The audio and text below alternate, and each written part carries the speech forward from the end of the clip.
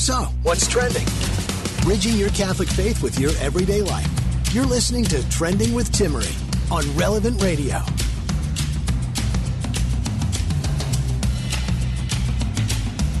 Okay, so it's Advent. This means we can actually listen to Christmas music, right? Or are you one of those people who absolutely not know Christmas music until Christmas Day and on, 12 days of Christmas? Or are you one of those people that maybe it's a compromise? Maybe you play instrumental Christmas music during Advent with those good O Come Emmanuel. You'd be surprised how many of the Christmas carols, the traditional Christmas carols, are actually Advent songs. So, I mean, it's possible. There were a few years in a row where I really did, if it was just me, I tried to only listen to Advent coming, waiting for Jesus to come, Advent songs. And, you know, if you got the other songs along the way, it happened, you know, from exposure. But I'll tell you this year, this is what I'm doing. Celebrate the Christmas season, even though it's not our Christmas season. Celebrate the Advent season, but have this preparation approach is where I'm at this year. And again, every year is different. Many of the last few years have been Advent only to the best of my ability. But remember, Christ was born. It's not like he wasn't born. He's born. He's risen. He's died. He has made his sacrifice for us. And so there's nothing wrong with listening to that Christmas music. But if it prevents you from taking advantage of this liturgical season, which, by the way, Advent is absolutely one of my favorite liturgical seasons. And I'll share with you why during the coming weeks. And you may even realize 2 weeks ago, I did a whole show talking about preparing for Advent, which you can go back and listen to, by the way, on the podcast. So I threw up a little post on my Instagram story. Let me know, what are you doing this Christmas Advent in terms of Christmas music? Maybe you threw it all in, and I mean, a day or two after Halloween, you totally caved and started listening to Christmas music. Coming up a little later on, we'll talk about that first candle of the Advent wreath, what it stands for, and how you can get the most out of this Advent. I'll be journeying with you with what the various candles from your Advent wreath mean. So if you haven't gotten your Advent wreath, go and pick it up. It's a good reminder, even if we maybe only light the candle and don't say a prayer or necessarily remember what the candle stands for, that this is a time to wait for Christ, and those candles can help represent that for both you and I. Coming up today on the show, Cristina Pineda is joining us for our weekly happy hour here on Trending, and we're going to discuss a couple things, including ways to find love during the shutdown, because let's be real, many people are facing extreme loneliness and isolation, not just this year because of COVID, but also because it's just that season that, as joyful as it can be, sometimes it's a reminder that maybe we're not connected enough to our family.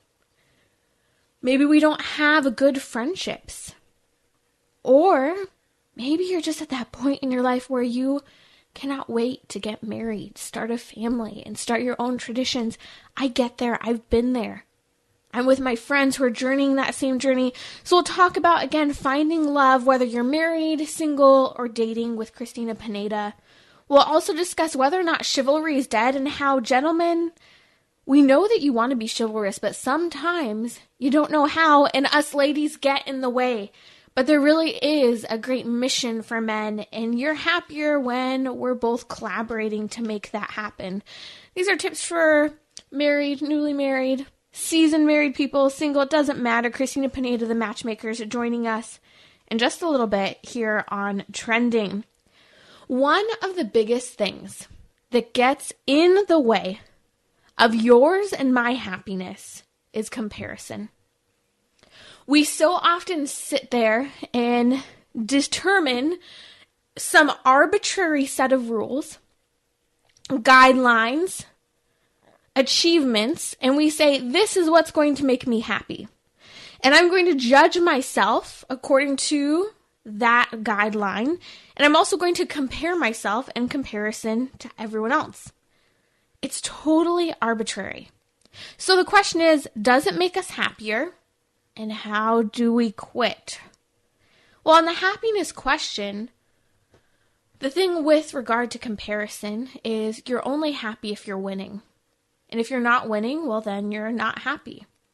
Again, I mentioned you've established your own rules or measurements for what makes you the, I don't know, would we say better person? Or in the better position? Or the happier person? Or even might I just say self-satisfied. We're only satisfied if we've compared and we hold up at a certain measurement in that comparison. Remember a couple years ago leading up to Christmas, I had this friend, she had me cracking up because it was funny and it stood out to me today when I was talking about today's show. And she said, I really want to be the best girlfriend there is. And then a couple weeks later, she said, it's so important to me to give the best gifts possible at Christmas to each of my friends and family members. And it was so funny to me because I kept thinking at the time, oh, what determines the best? And we all have Christmas gift failures, let's be honest. There are those people who are just really, really difficult to shop for Christmas because either maybe they're not satisfied or maybe you just don't know what the heck to get for them. So again, this whole rule and measurement system we have for whether or not we're happier based on comparison, it's so arbitrary. And it's all in our own eyes. But at the same time, it leaves us sitting here looking around and saying, well, I'm not that. And we could either be disappointed that we're not that, or we could do this. We could say, well, at least I'm not X, Y, and Z. So then that makes us feel better because at least I'm not doing this, or at least I'm not in this circumstance, or at least I'm not here in this day, in this particular situation. So ultimately, no, we're not happier if we're living our lives on the level of comparison. Because A, it's subjective.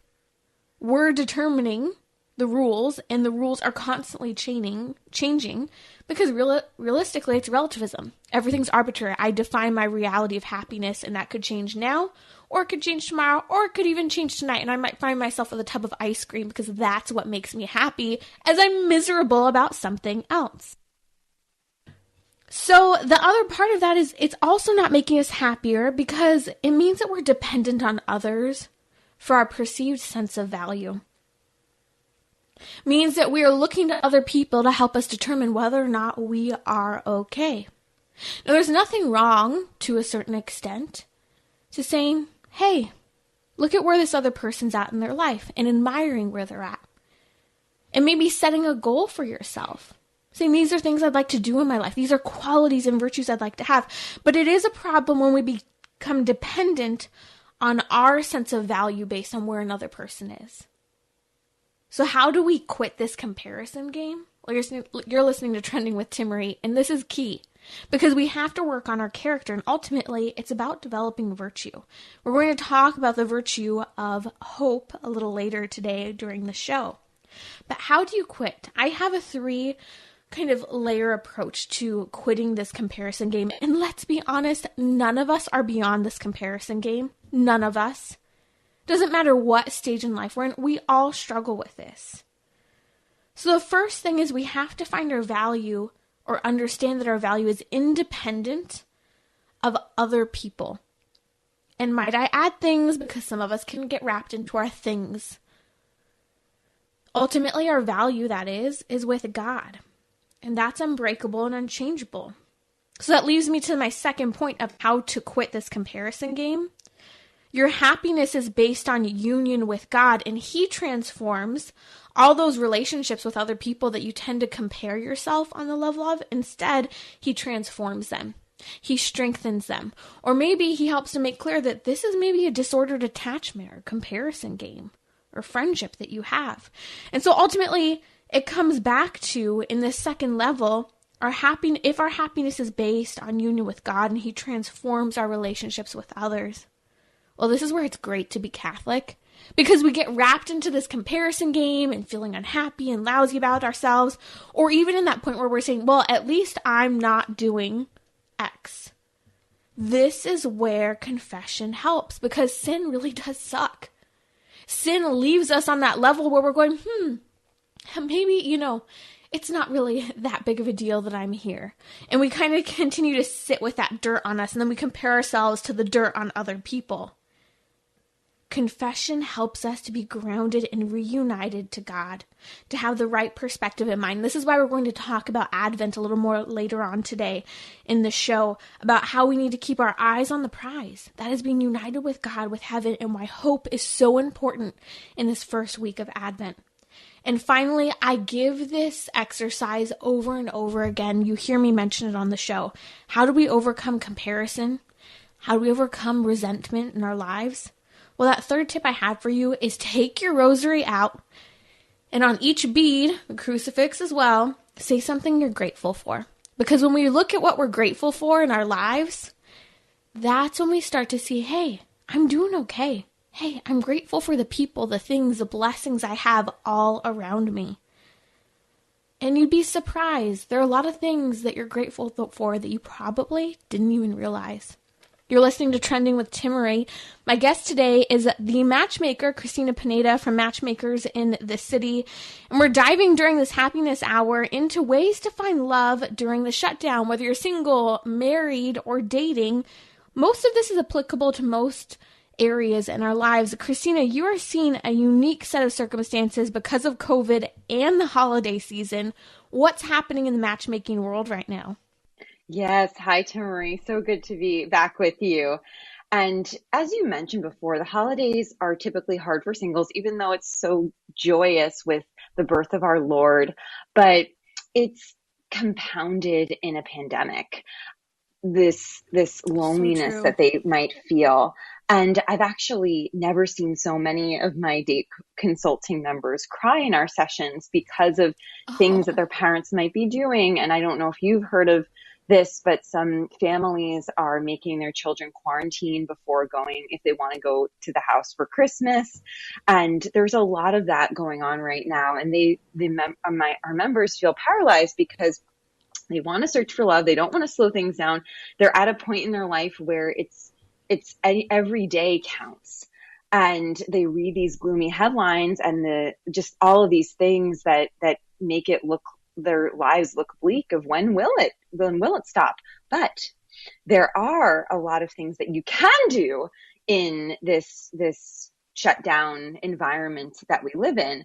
And I want everyone to remember, the Lord says in the book of Genesis, it is not good for the man to be alone. So that desire that you feel for community, that desire that you feel for your family, as well as for a future husband or a future wife, is a good desire.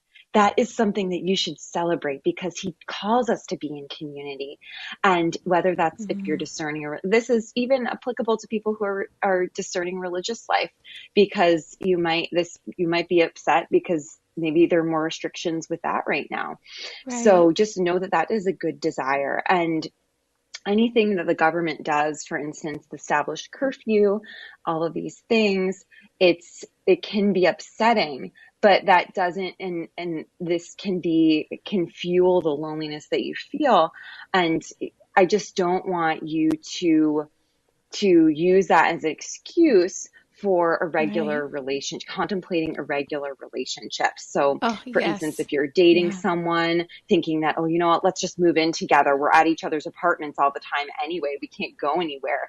I want you to be creative about it, because it's very tempting to spend that kind of time in your apartments when that's all you can do.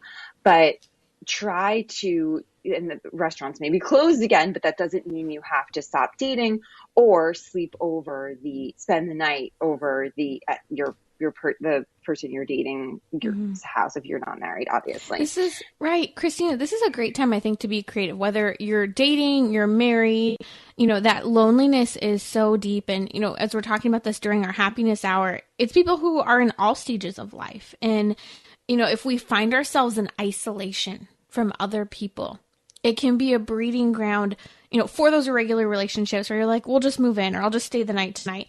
Or it can be that breeding ground for those bad habits that we tend to just pick up when we're alone, we're stressed, and we're trying to cope. We've been talking about that a lot lately on the show. And so it's important to get creative, whether you're with someone or by yourself, going for a walk, making a meal that you enjoy, picking up a book or a hobby that you haven't done in a while. I think sometimes, especially here in California, we have we're only allowed to go to mass outside. There's a curfew at 10 o'clock. There are all these things happening. And there are a lot of people who are just going on with their lives, living and ignoring it. And then there are other people as well who are going, well, what do I do if I don't have the same level of interaction as I did before? And so those irregular relationships, Christina, that's such a difficult one because people, want that connectedness. But I keep thinking about, I went to a small Catholic university and we had, no intervisitation policy. So you had to be creative with the way you hung out. You couldn't just hang out in someone else's living room. You couldn't necessarily cook together while in college. There were rules in terms of our dorm rooms, but I'm grateful for it because it led you to be creative, more thoughtful, and think outside of the box in terms of what you did with your time. Mm-hmm. Oh, that's great. I wish more schools had that policy. It would cut down on a lot of sin. People still find a way around things. I'm just saying. I mean, people can be creative in that way too. True. That's true. But I mean, that's great. So one thing I wanted to recommend is I want people in relationships to just to be a little more compassionate with your single friends right now, especially this year, and helping your single friends can also help your marriage because it helps you remember how hard it was to be single and appreciate your spouse who is very easy to take for granted. So that's actually one of the benefits of being a matchmaker is I have a big heart for single people because I know how hard it is when I was single and I couldn't see on the other side. I knew the kind of man I wanted to be with, but the Lord hadn't shown him to me yet. And if now that I'm married now and I am helping people, it constantly is a reminder that, wow, I have an amazing husband. So married people in relationships, help your single friends at this point, and you'll find that your marriage will grow in holiness because of it. And then another idea is to give the gift this Christmas. Timmy was talking about gifts of an introduction to so if you're married or in a relationship, one of your single friends who, great single friends, or a date coaching session, a date consulting session with me or with one of our matchmakers or with another matchmaker, and just ideas for gifts. And Christina, you mentioned that, introducing one of your single friends or family members to someone else, it also might be a good time. I know people have done this where they throw parties and they invite all their single friends and, it's, hey, come around, come hang out. This is an opportunity to meet other people, but adopting and taking responsibility for other people where they're at, but also maybe these same exact people have family members who have said, don't visit this year because of COVID. We don't want you traveling. We don't feel you comfortable. I know you and I were talking about friends who we've invited around because of that. So this is so important, but I want to come to a really key tip. You, a couple years ago, right around the holidays, did a promotion of how to get a guy in 10 days. Can you give some of those tips? Yes, that was a fantastic event that we threw. And we actually had a few, and this is for women, but men can do this too. And we had a few women afterwards write to us saying they even had a date for New Year's Eve. So it was a fast turnaround. So some of these ideas, this is for singles. Schedule a photo shoot. And this is, okay, I've been saying that this is kind of like the 12 days of Christmas. So I want you during Advent to schedule out your 12 days of Christmas so that you do something good for your dating life all on each of those 12 days. One of them is schedule a photo shoot with a photographer to get great photos for your matchmaker and online dating profiles. So we have a great photographer who we work with, or you might have someone who but make sure it's someone who does well and you really like their photos, because nothing's worse than getting the photos back and saying, oh, I was cheap with this and they're not really good photos. And then, or you could first, and some of our bachelors and bachelorettes have been telling me that they're doing this, but schedule a photo shoot with a friend where you take photos of each other with outfit changes and location changes. If you're a woman, do your hair and makeup. If you're a man, do your hair, get ready, look great. Use those tips that we talked about in previous sessions with Timmery and me. And then you do know that events are few and far between. So and more people than ever are using matchmakers or online dating. So photos are really important. So that's my first tip.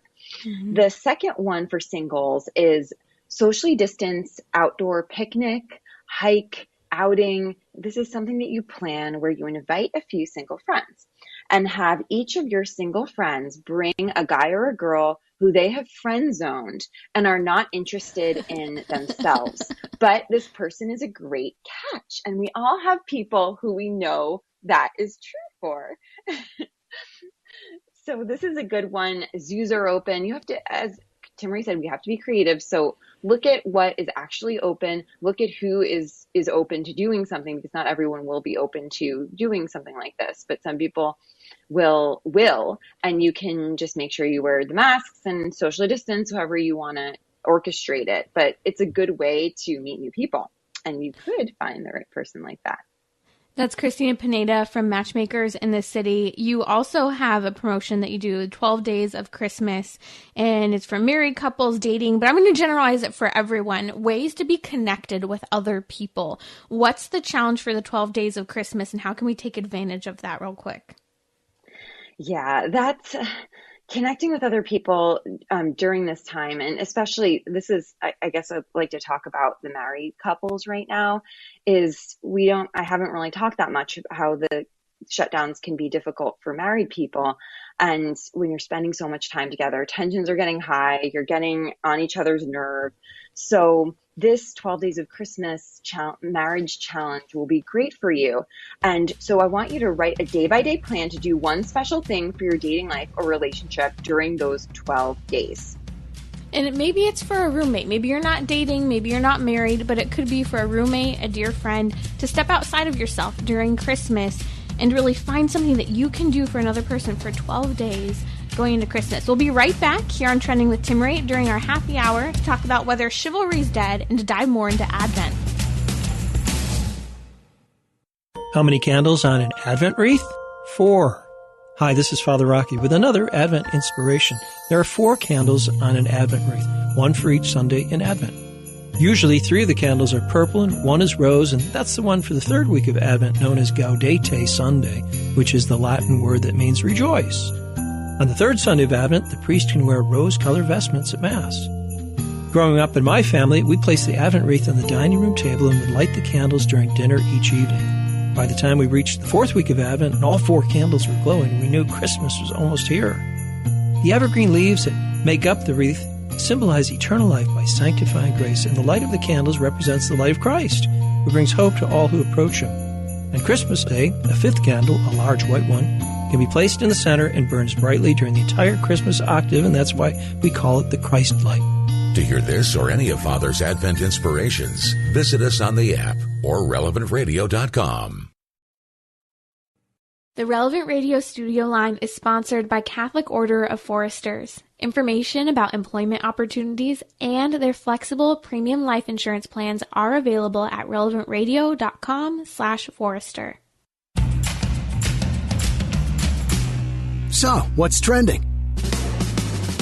Bridging your Catholic faith with your everyday life. You're listening to Trending with Timmerie on Relevant Radio and the Relevant Radio app.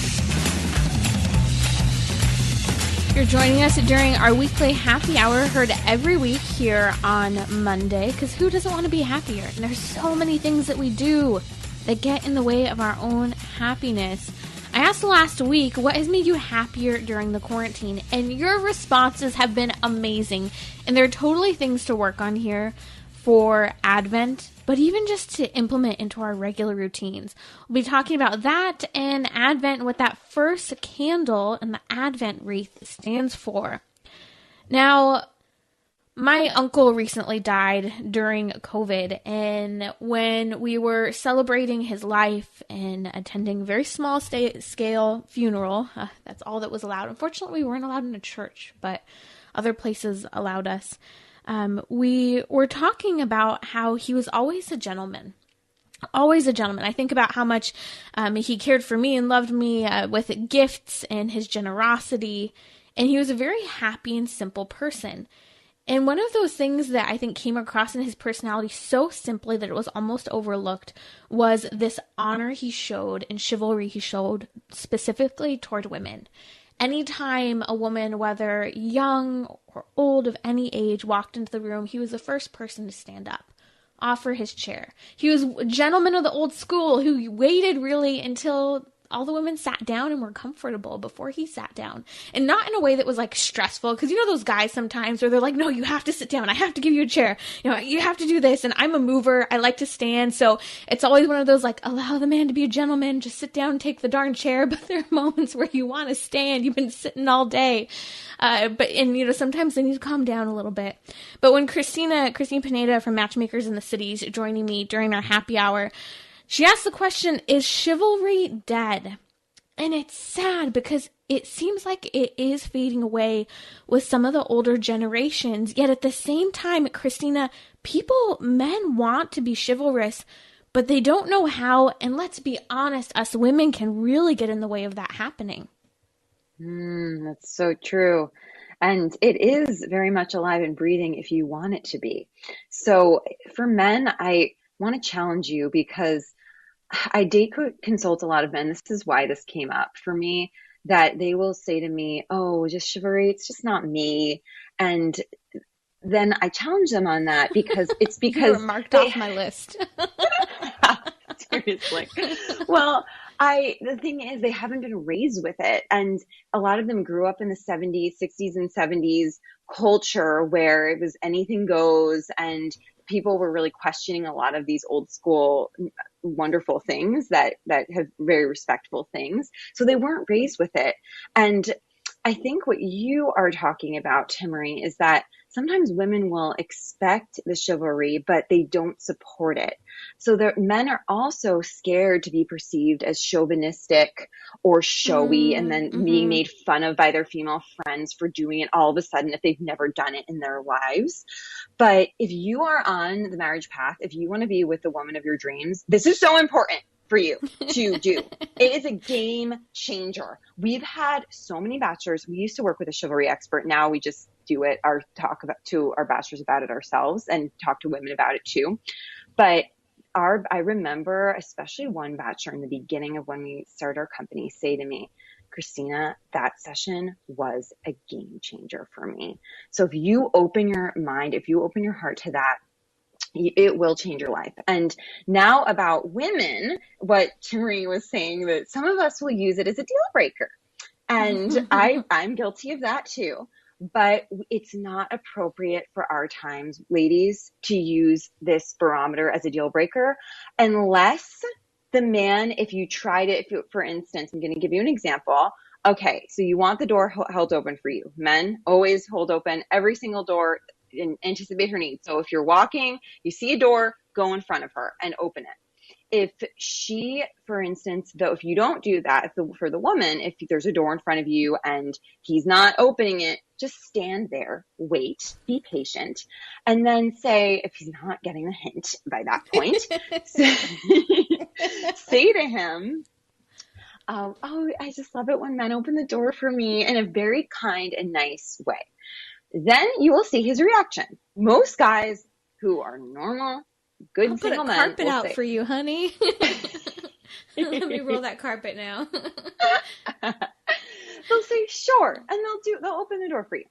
Some men will say, really, and will give you attitude. And then you know that is a deal breaker at that point because that guy is nasty. And keep that in mind. It might not be, maybe it's, you want to give him a few more tries, but I don't know. That's pretty red flag in my book. But don't let it be a deal breaker because men are nervous about these things. And I will say 99% of women want chivalry. And it's the 1% of women who don't, who give it a bad rap. They're the loud ones. And they are the ones who are saying, I can do it all by myself. And most women, we know that we don't want to do it all on our own, even if we technically could. We want that respect. We want to be treated like a princess, even if you don't use that word princess. You want that just common courtesy and respect that men like a knightly chivalry, a knightly man who will do these simple and small things that will really go a long way.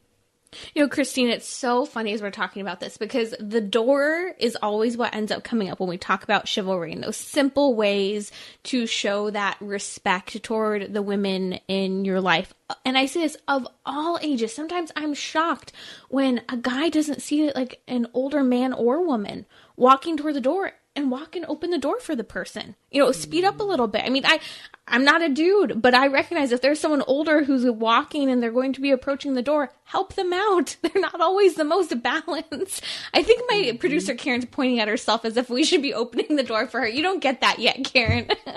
She's saying she does that for other people. She's like, yeah, that's what you're supposed to do. Right. But, you know, I have a couple door stories that I'm thinking of. And I mean, all of these are like gone wrong, gone well. One I'm thinking of last year, I was with a big group of people and I think we were like walking up into a big building, and I've kind of just gotten into that habit because so many men do want to be chivalrous, but they don't know what to do, of respectfully lingering a little bit and giving the dude an opportunity to figure out that he's supposed to open the door or a chance to, because normally I'm one of those people who like walks at the front, goes marching right in, opens the door, like I know where I'm going. I'm not going to wait for people who are slow in a group.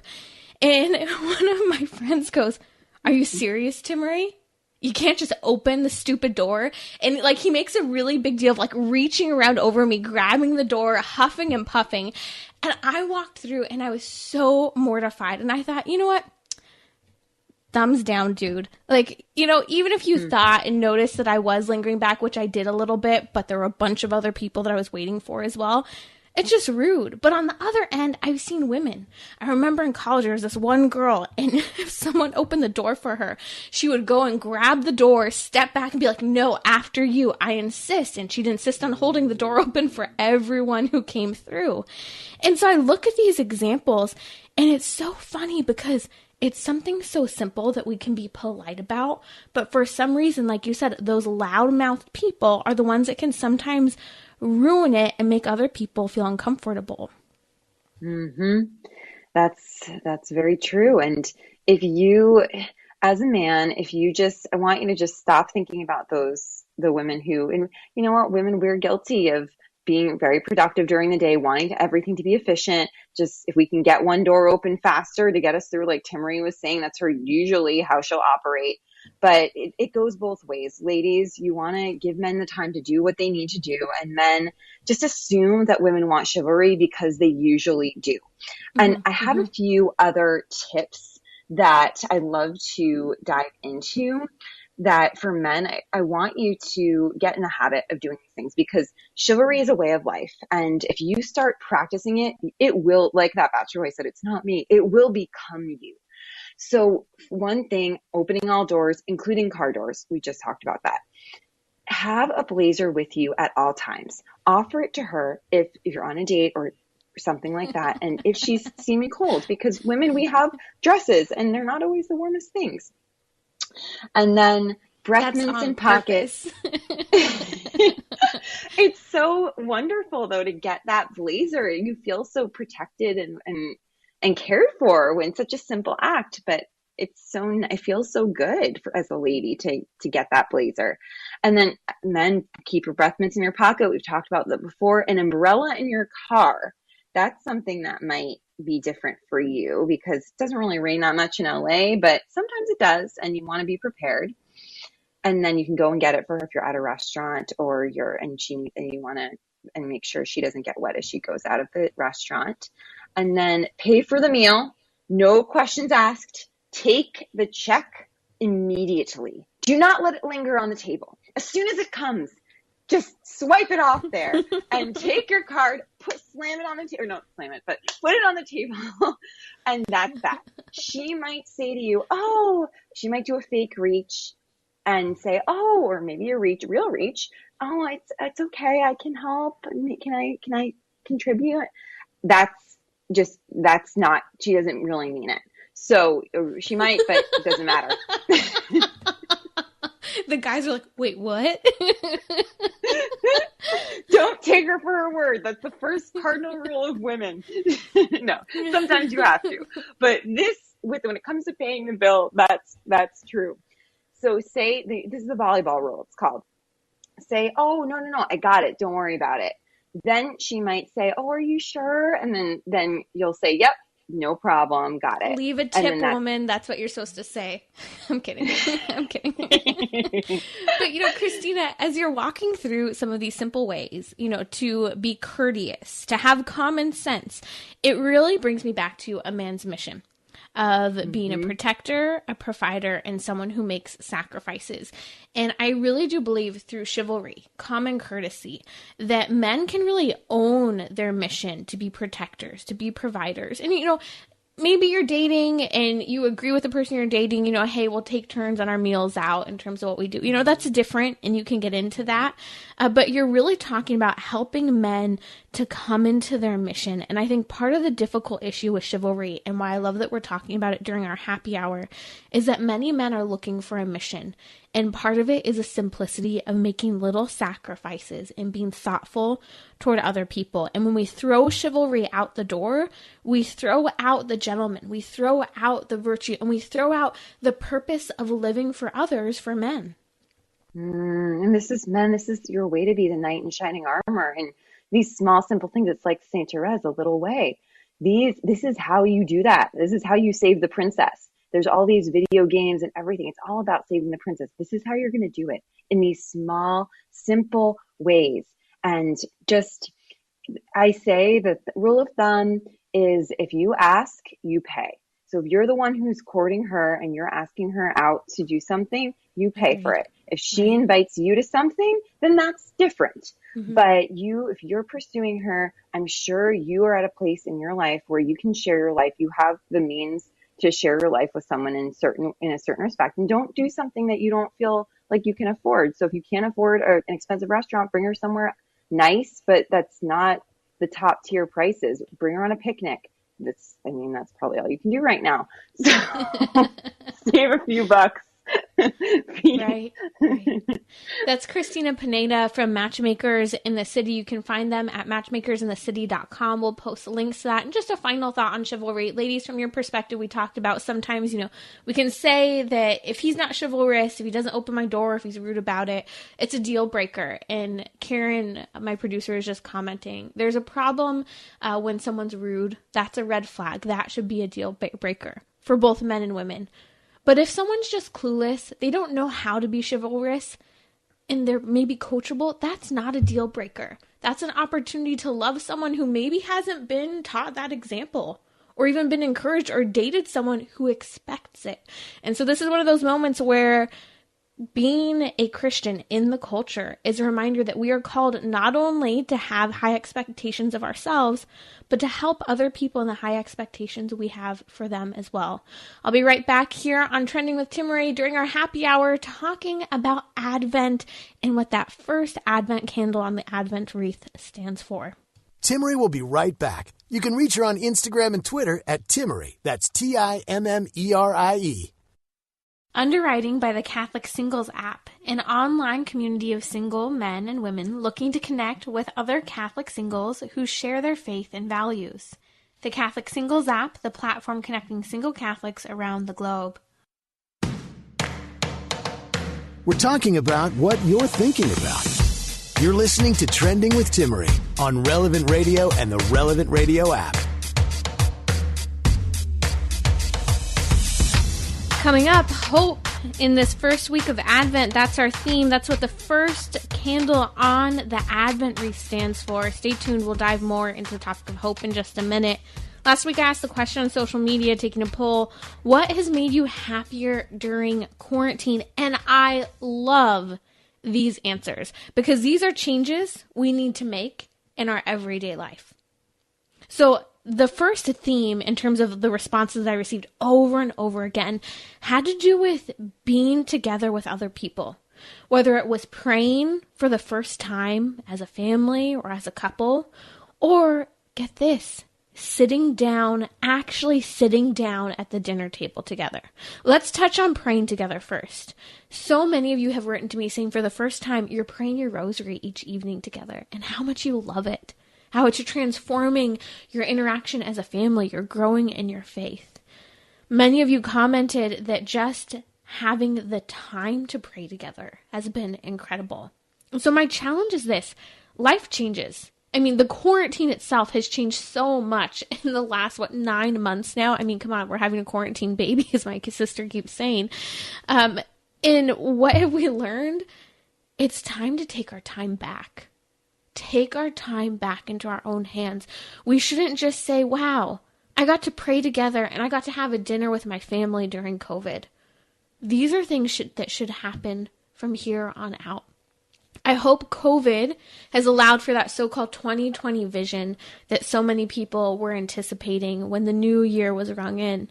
And so use this Advent to set regular lifestyle changes, goals of this is a type of prayer we're going to pray every night together as a family, as a married couple. Or maybe these are the specific nights because maybe it can't be done every night. Maybe it can be done in the morning.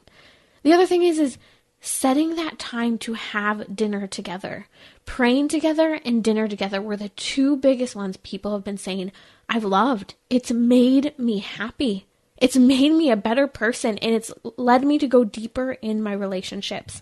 So remember that togetherness, that relationship building that's so important. We were talking earlier about how loneliness and depression can be on the rise, not just during the holiday season, but with COVID and this isolation we're experiencing. So maybe you have roommates, or maybe you have a close friend where you can start making this once weekly commitment to have dinner with them, or have dinner or lunch with a family member, going outside of the box to have that sit down meal with those you love, even if it isn't every day.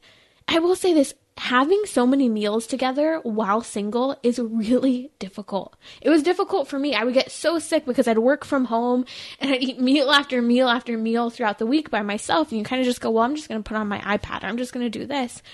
And it's easy to kind of allow yourself to be in that sense of being isolated.